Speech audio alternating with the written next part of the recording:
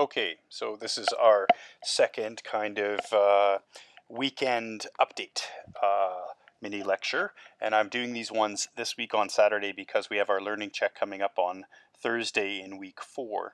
So I wanted to give you a little bit more time to kind of get yourselves prepared for that unit test. So, first, before we jump into looking at some examples of the study cards that I've created here as a guideline, I wanted to talk a little bit about my work process. So, as you already know, our classes are from Monday to Thursday every week. Um, Fridays and Saturdays are normally my days off, so I don't usually, I kind of unplug. I go for hikes and I spend my own time. So don't expect me to be checking questions and queries on those days. On Sundays, I do preparation for the week to come, and so I will be checking my emails on Sundays. So this week is a little bit different because Sunday is Mother's Day this week, so I'm going to go and spend some time with my mother, so I won't be checking emails on Sunday. But what I will do is after I finish this second mini lecture, I will have a quick look at my email account to see if there are any pressing questions upcoming. But just so you know, Fridays and Saturdays I usually won't be active.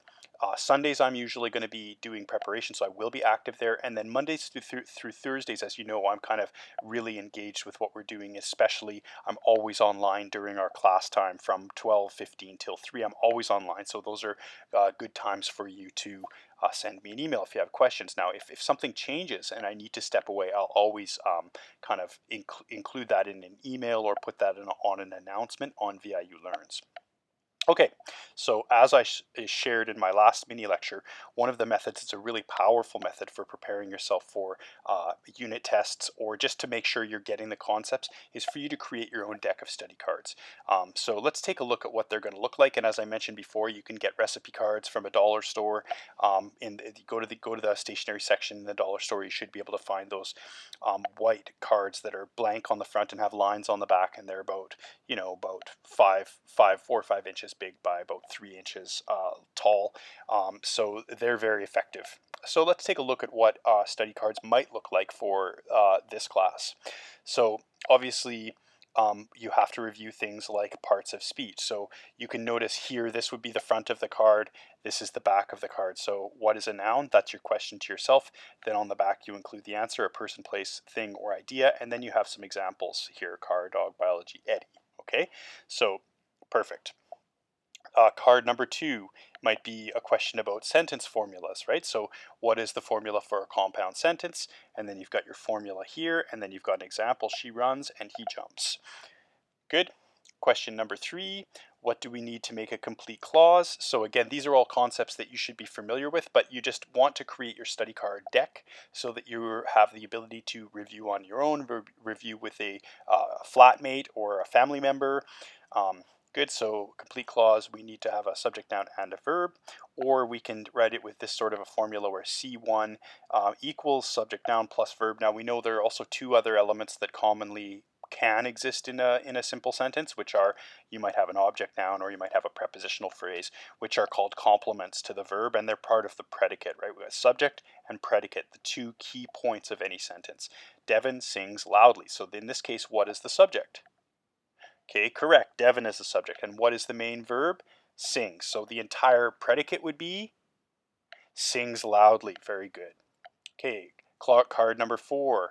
So this is again idea or lecture card. So front, you might ask yourself the question, what are the 6 levels of Bloom's taxonomy of intelligence?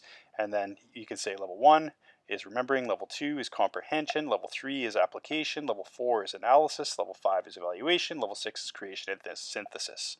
Card number 5, which is the nouns card. So this is, what are the different types of nouns? So you might include the 4 different types of nouns here: plural nouns, singular nouns, pronouns, and proper nouns. So then you can have some examples of each: plural nouns, singular nouns, pronouns, right? And you could even know the voice and case of these, right? What would the voice and case of he be? Okay, if you said it's third person, singular, you're correct. Okay, and subjective. Good, and then there you could go through all of those. So then we've got proper nouns and a few examples here. Card number 6. So this is also from parts of speech, something we learned in week 1. What is an adjective? So the answer on the back would be adjectives are words that describe nouns. There are several types of adjectives, including comparative, superlative, and absolute. Okay, so then comparative, you add the ER, superlative, you add the EST, and absolute, an example of that is the word perfect, right? It's either perfect or it's not perfect, so it's in a state of absolutism.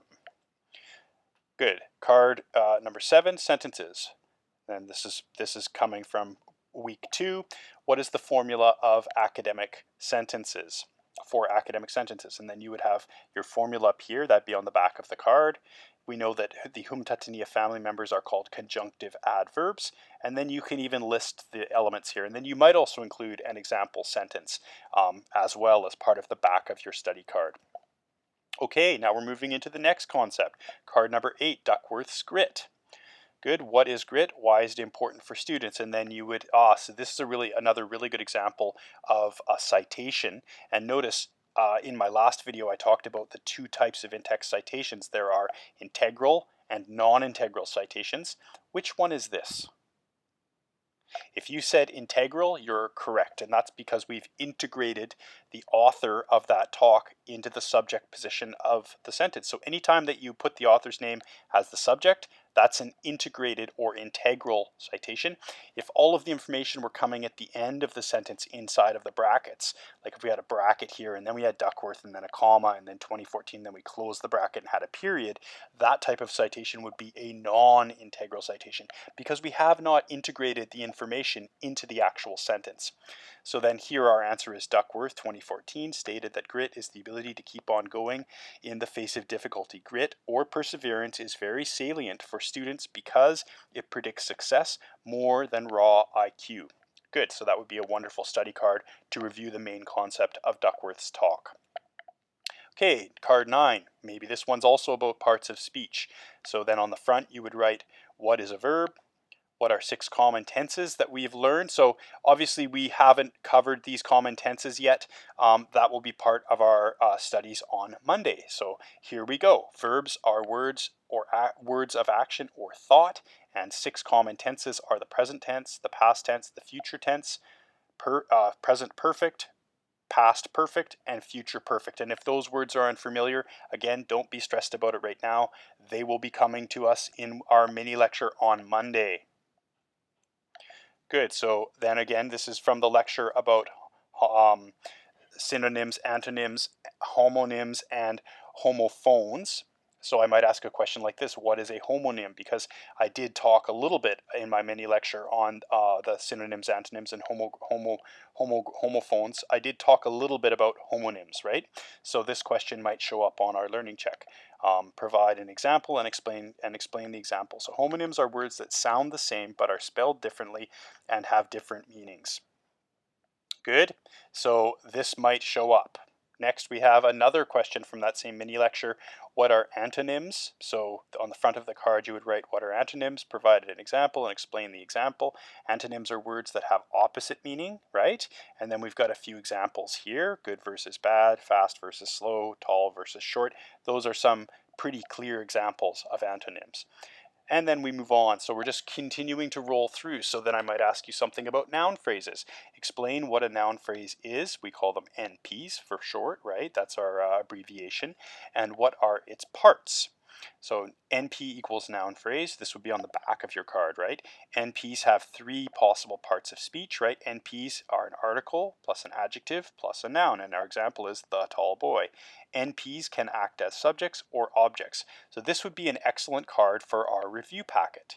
And that is the final example. Now, I just gave you 11 cards as examples here to show you what types of things I would put on my own study cards. But as I mentioned in the previous mini lecture, you should be creating 5 to 7 cards from every day of our study together. You're building up your deck continuously. When you're building those study cards, you're actually reviewing the concepts, and by writing down on the cards, that helps to create that neurological pathway that we want to achieve, right?